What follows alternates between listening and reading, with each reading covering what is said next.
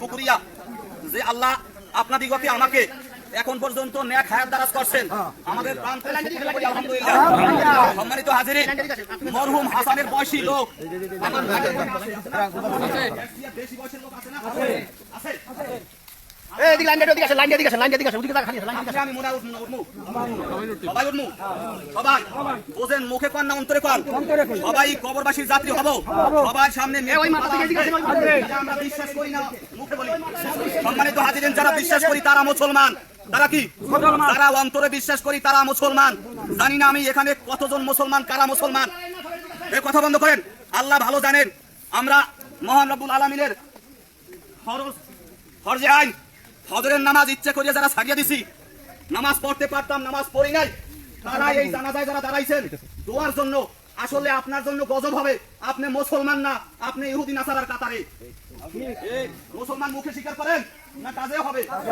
যে কাজ পারলেন না, শুধু মুখে স্বীকার করলেন, অন্তরে বিশ্বাস করলেন না, ওই ব্যক্তি মুনাফিক, ওই ব্যক্তির ইস্তার ফি নারি জাহান্নামা খালিদিন আবাদা। আপনারা জাহান্নামে যেতে চান না জান্নাতে যেতে চান? দুনিয়ার শান্তিতে তার থাকতে চান না অশান্তিতে থাকতে চান?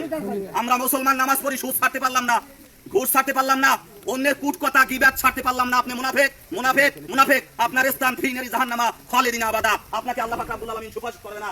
সম্মানিত, কেন সুপারিশ করবে না? আপনি হকদারের হক আদায় করেন নাই।